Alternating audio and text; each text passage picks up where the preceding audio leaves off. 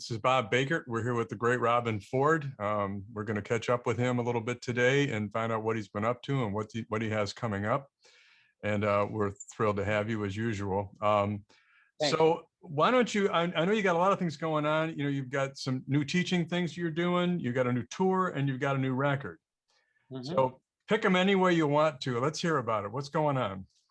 Okay. Well, because I'll be off to my rehearsal in about an hour and a half. We're hitting the road on tomorrow. One rehearsal. People I've played with before, and so they know the music pretty well.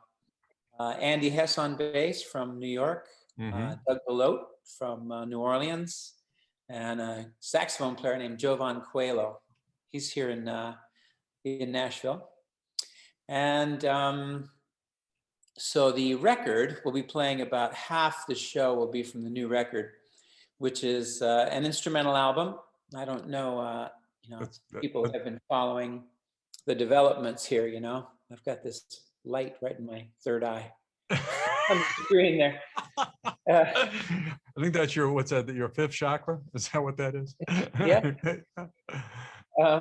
But anyway, so the new record, it's released on August 27th, and all instrumental music. And, that's a big old story. The record itself, that was quite a journey from its inception to its completion. I did it over a period of several months. And it's been waiting for the record company to be ready to issue it. So once again, August 27th. But last time we talked about this new project you wanted to do, you had been heavily involved in songwriting, and you had decided. I remember we talked about it. You had decided that what we're going to do. Your next record was going to be very instrumental. Yes. And that you were going back to, I think the term you used was people want to hear me blow. Okay. So tell us about the record. Well, again, the idea to do an instrumental record was just based on the things that I had been doing here in Nashville. That I was producing. And, a guitarist named Daniel Donato, his album turned out great. It's called A Young Man's Country, and people really should check it out. A Young Man's Country. A Young Man's Country, David Donato? Daniel Donato, I apologize. I apologize to Daniel. Yeah, seriously, people need to hear this, man. So I was also producing John Jorgensen, great guitarist. Oh yeah, we've had John on our cover. And I had started writing for and having conversations with Paul Franklin, the great steel guitar player, producing him. And COVID hit, and everything went away on the production tip. So I thought, well, I'll produce my own record. And I had a budget and a record that commitment to Ear Music, who released my last album, Purple House. Right. So I started the writing process, and again, based on where the energy was, which was instrumental music, producing instrumentalists and writing for them. And I'd also done 2 records with Bill Evans, the saxophone player, wrote a bunch for that. So I thought straight ahead, my chop was up and I was in the mood for it. So the writing process took time, and I recorded as I wrote. At first, I went into the recording studio with the band, and I thought, this isn't going to work because other musicians influence what you're doing, right?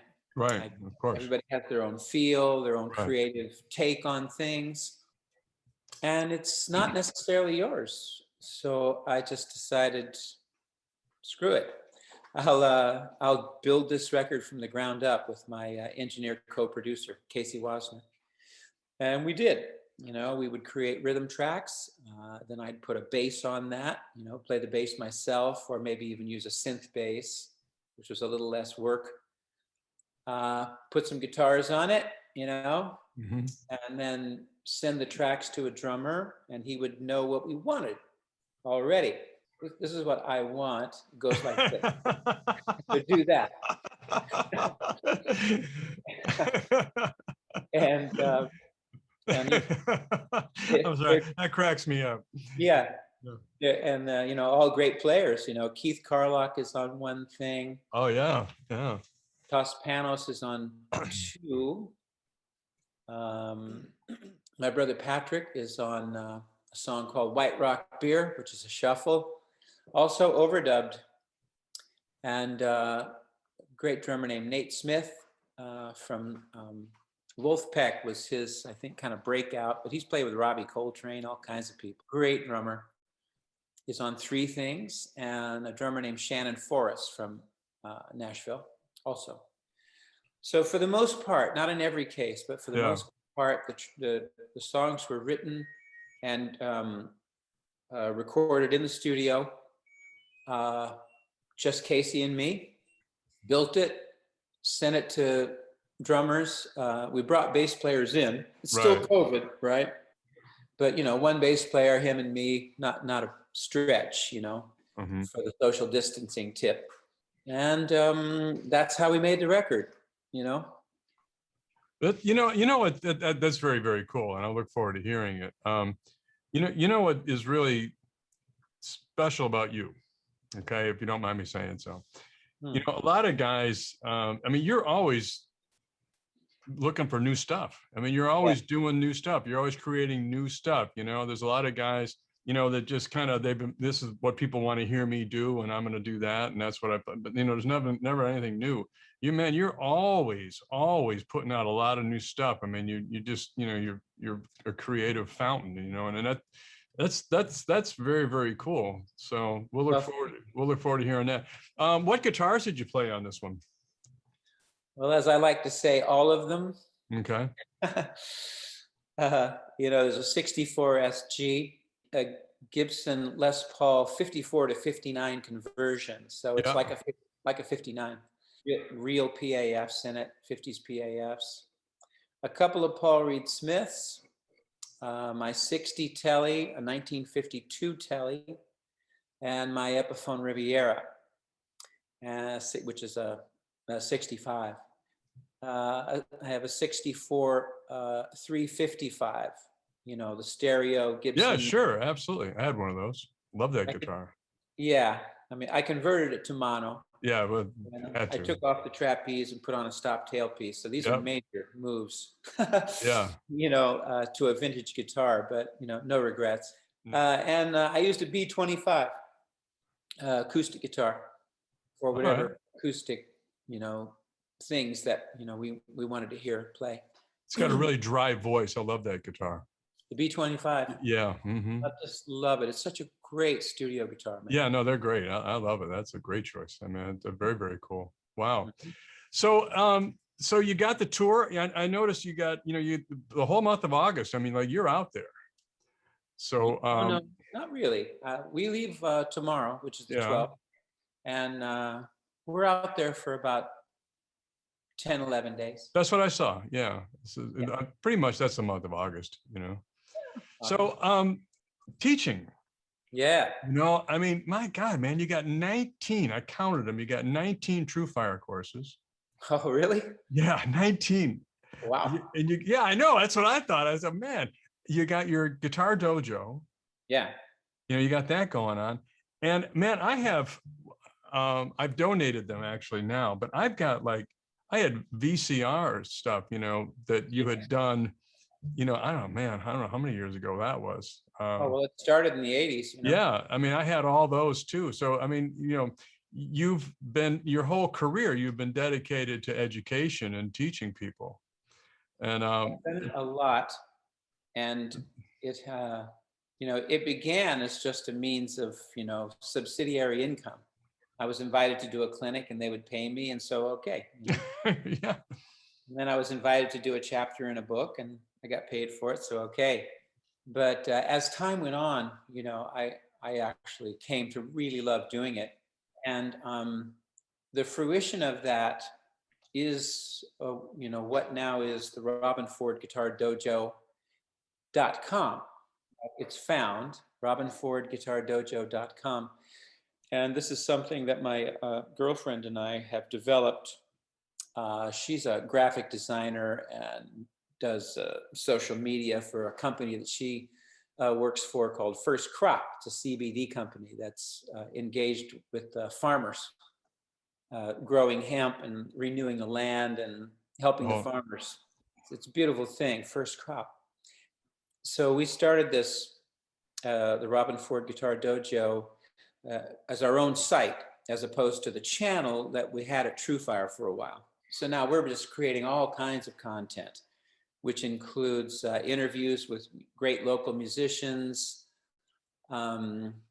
monthly, one concert every month, a live performance by me and band every month, a live Zoom hang once a month, several courses, a new weekly riff. Here's a riff to play over a 5-chord, and something I've been doing for a while called No Talking, which is just me playing something, boom, that's it.